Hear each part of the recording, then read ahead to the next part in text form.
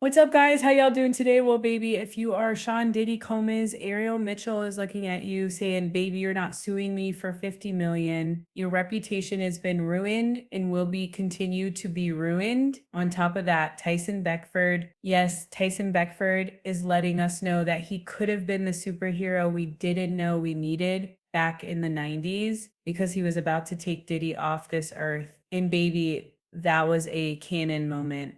That was a canon moment.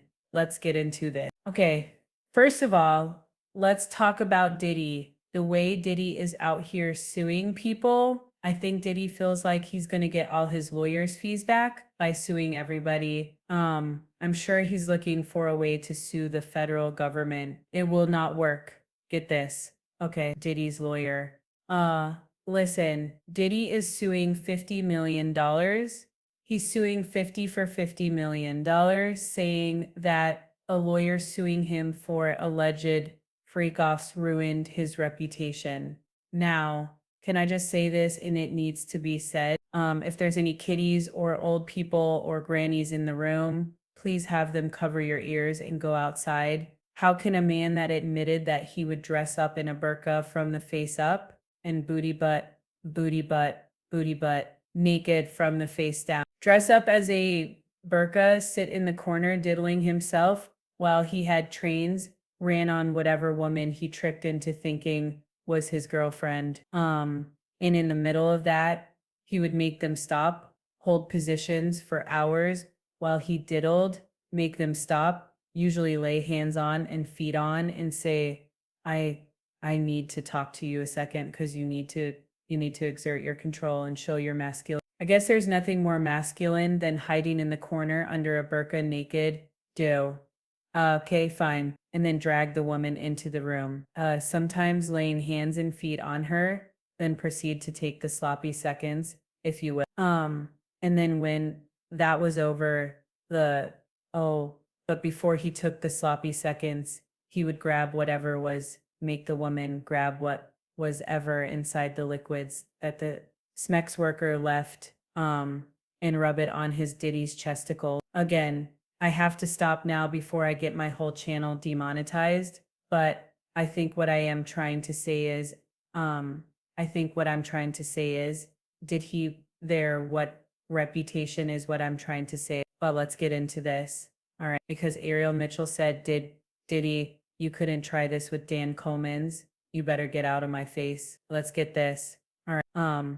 They're saying that Ariel Mitchell asks a judge to dismiss Diddy's $50 million lawsuit, citing the federal seizure of alleged tapes as validation. They said Diddy is facing a new legal hurdle in his $50 million defamation lawsuit after Miami-based attorney Ariel Mitchell asked a federal judge to dismiss the case. Ariel, who appeared on News Nation segment with Courtney Burgudge, is accused by Diddy of helping spread what Diddy calls outrageous lies about his alleged involvement in Smex crime. The lawsuit filed in January also names Courtney Burgers and Nexstar Media, owner of News Nation, as co-defendants. Diddy thinks he's going to get all his legal fees back by suing these people. Berger said during an interview that he received 11 flash drives from the late Kim Porter, which he said contained videos of celebrities participating in freak-offs involving minors. He also said he had 54 pages from Porter's memoirs,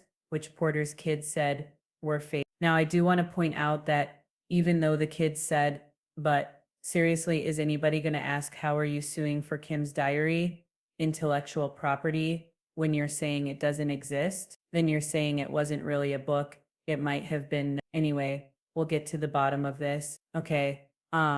He says he has 54 pages. Now, these 54 pages could have been printed out from anywhere. Area's attorney, Stephen Metcalfe, argued that her appearance on the program did not include any defamatory statements, and her role as an attorney shields her from liability. They said, in addition to performing her role as an attorney for matters involving the preparation of litigation or for pending litigation, such as vicarious attributions concerning defendant Mitchell violate First Amendment principles. okay, they're doing the Alex Burrow thing where they're starting to sue lawyers for representing people because they realize they can't stop everybody from suing. So they're going to try to scare lawyers against from representing people. Again, I'm confused. How this helped you, I don't know. They said Mitchell cannot be said to have acted with reckless disregard for the truth. Photos and videos were produced, leading to a federal subpoena on this specific material, and the government or members of the Senate district acted in a manner to take possession of said materials, and thus the government essentially vouched for his existence of said material. Diddy denied all allegations out this, that, and the third. Anyway, they also said that Ariel Mitchell's lawyer said that there was no way she could defame Diddy given the salacious and wild testimony produced by several witnesses during Diddy's trial. And we all know that's true. They said the evidence elicited at trial was extreme to the point where any living person's reputation would be affected from such. While I salute his criminal defense team, the fact relevant here as there are countless other individuals with actual Samuel allegations against Diddy where the statement Ariel Mitchell made pales in comparison. Y'all listen. But really quick, I don't want to hold y'all, but listen couple of things. Diddy, shut up, shut up, shut up, and go make some beats with Kanye. You again, I get it. But the fact that Diddy was found not guilty does not mean he's innocent. And the fact that Diddy got convicted of 2 federal SM Ubrix charges, I think proves a lot. Anyway, we'll talk about this on live tomorrow. Your girl is back to work this week, but let me just say this. One person that could have saved us from all this trouble is Tyson Beckford. If you guys don't know, Tyson Beckford is an OG. He has lived life, honey. He was an OG supermodel, as you guys. He also was one of allegedly the members of one of the most notorious Jamaican street gangs in New York. And maybe he has stories to tell. I'm waiting for him to get a Netflix deal or write a book or do something. But honestly, listen to this story because this is the man that Diddy. This is the man. This is a story about a man named Diddy that is suing people for his reputation being ruined. You mean your fantasy, who we thought you were. We thought you were Cliff Huxtable and found out you was really Bill Cosby. Anyway, listen to this story. Want to tell a story about how we got into it in the street, and it's a real street story because I was standing in front of the tattoo parlor talking to a friend of mine, which I thought was my friend, and Groovy Lou pulled up with some girl because you know that back then Bad Boy used to be around the corner from 5th and 19th or 20th Street, somewhere around there. So, you know, I'm minding my business. He come up with this girl and like, yo, take a picture with my friend. I said, yo, my man, I'm having a conversation. He was like, what you mean? And start getting tough on me. I said, yo, Lou, don't talk to me like that. Come on, we both. And he was like, nah, I talk to you every whatever. I was like, no, bro, this ain't happening. So then he swung on me and I was off. Yes.